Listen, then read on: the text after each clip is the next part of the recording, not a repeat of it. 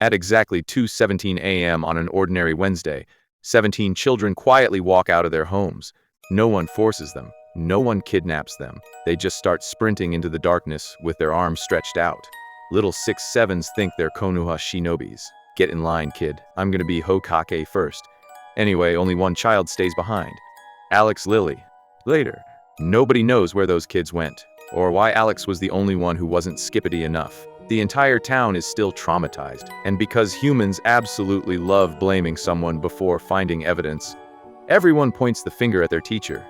Justine Gandhi. The police question both Justine and Alex. Did she say anything strange?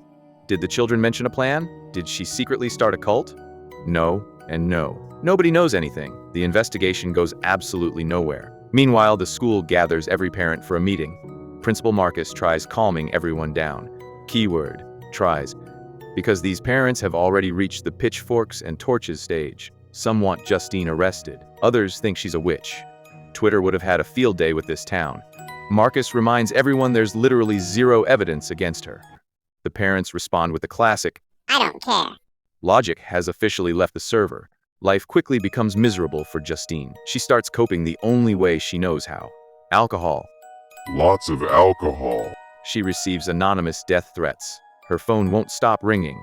Then some beta male spray paints witch across her car. Bro, just leave a 1-star review like a normal person. Marcus eventually puts Justine on temporary leave. Not because she's guilty. Because angry parents are somehow scarier than actual criminals. He also mentions she's crossed professional boundaries before. Like hugging a crying student or giving another one a ride home. I'm 50-50 on this one. She's just being nice, but there are boundaries for a reason. Anyway, Justine reports everything to the police, which really helped her at achieving nothing. Later that night, she meets her ex-boyfriend, Paul. He's a police officer and supposedly sober, so naturally, they go drinking. One questionable decision later, they're back at Justine's place. We'll just say Netflix asked, "Are you still watching?" The next afternoon, Justine notices Alex walking home alone. Curiosity gets the better of her. She follows him home. As one should. She knocks on the door. Nothing. She looks through the window. Alex's parents are sitting perfectly still on the couch. Not talking, not blinking, not even pretending to watch TV. They're buffering. Justine immediately calls and tells Marcus. He gives her one very reasonable instruction. Stay away from the Lily house. She hears him. She understands him. She ignores him. Women. On the way home, she stops at a liquor store, where Paul's wife suddenly appears. Turns out she already knows about the affair. Instead of throwing hands, she grabs a bottle of vodka and pours the entire thing over Justine's head. That night, Justine has a nightmare. She walks into her classroom. Every missing student is sitting silently at their desk, heads down, not moving. Then Alex slowly looks up. Oh shit, that's Pennywise. I'd be changing careers after that dream. Justine wakes up in a panic, only to find a creepy red-haired woman hanging from the ceiling.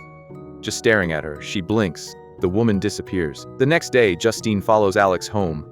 Again, at this point, she's farming restraining orders. She asks if he's okay. Alex says yes. She keeps asking. He finally snaps. Stop following me. Fair enough. Have a good day. But instead of listening, Justine spends the rest of the day spying on the house from her car. Eventually, she drinks herself unconscious. During the night, the mysterious red-haired woman quietly walks out of the Lily house, gets into Justine's unlocked car, and cuts off a lock of her hair. Meanwhile, another parent named Archer refuses to give up searching for his son Matthew. He watches his Ring camera footage over and over. Every missing child ran in a perfectly straight line. Like they all had Google Maps installed in their brains. He checks footage from other families. Same thing. Same direction. Definitely not a coincidence. But before Archer can figure anything out, things get infinitely worse. He bumps into Justine at a gas station. The two barely have time to speak when Marcus suddenly comes sprinting toward them, his arms stretched out, his eyes bleeding, and he's charging straight at Justine like she owes him money. Archer barely manages to tackle Marcus before he reaches Justine. Marcus doesn't even fight like a normal person.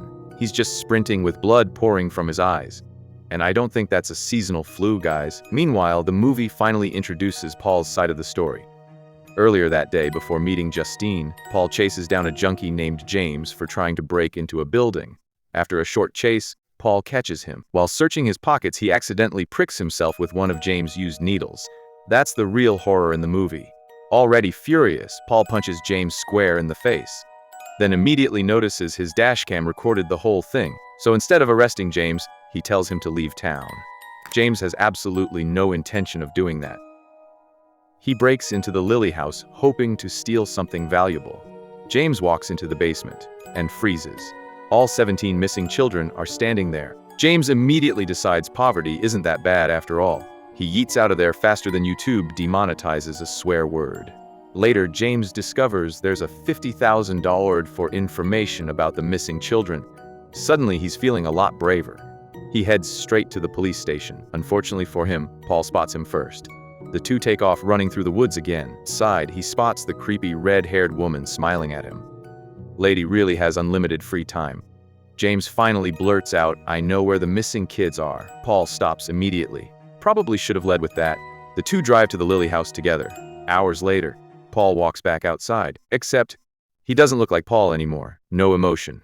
No expression. Then he casually drags James back into the house by his feet. Meanwhile, Marcus decides to check on Alex's family himself. Instead of Alex's parents, he meets the creepy red-haired woman. She introduces herself as Aunt Gladys. She politely explains Alex's parents aren't feeling well. Technically, she's not lying. Later that afternoon, Gladys shows up at Marcus' house asking for a bowl of water.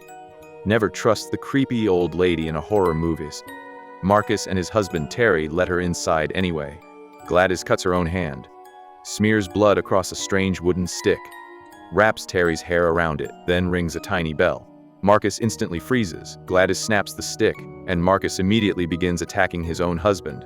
No hesitation, no warning, just pure nightmare fuel. When she's finished, Terry is dead.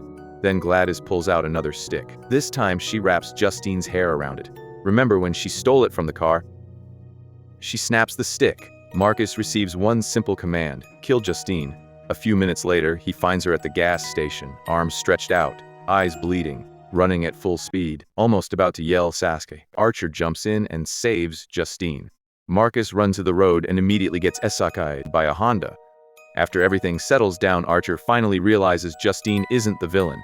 She's just as lost as everyone else. So the two decide to work together. Archer shows her a map connecting every direction the missing children ran. All the lines cross at exactly one place: the Lily house. Every weird thing that's happened starts pointing to the same location. And neither of them is going to like what they find waiting inside. The movie finally tells us what actually happened. Months before everyone disappeared, Alex was just a quiet kid trying to survive elementary school. His biggest problem was getting bullied. Then his Aunt Gladys paid them a visit. Congratulations. At first, Gladys just seems like a weird old lady. Then Alex comes home one day and finds both of his parents completely frozen, just standing there like their Wi-Fi disconnected from reality. Alex starts freaking out. Gladys calmly grabs one of her little wooden sticks, snaps it, and both parents immediately start stabbing themselves in the face with forks. Core memory right there. She eventually stops them, then tells Alex if he ever talks about what he saw that his parents dies. Childhood trauma speed run. As Gladys grows weaker, she gives Alex a job: steal something from every classmate. Alex collects their name tags. Gladys uses them in a ritual. And that's why at exactly 2:17 a.m., all 17 children walked out of their homes and straight to the Lily house. The mystery was witchcraft all along. Back in the present, Justine and Archer finally arrive at the house. The second they step inside, Paul and James attack them.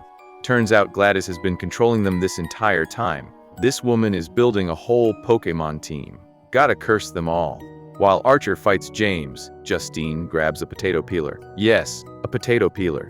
She peels part of Paul's face off, steals his gun, and shoots both of them. Meanwhile, Archer reaches the basement and finally finds the missing children. They're all still alive, just standing there.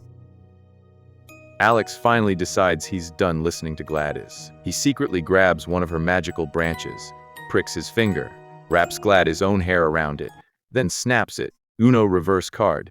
The children suddenly wake up. Instead of following Gladys, they start chasing her.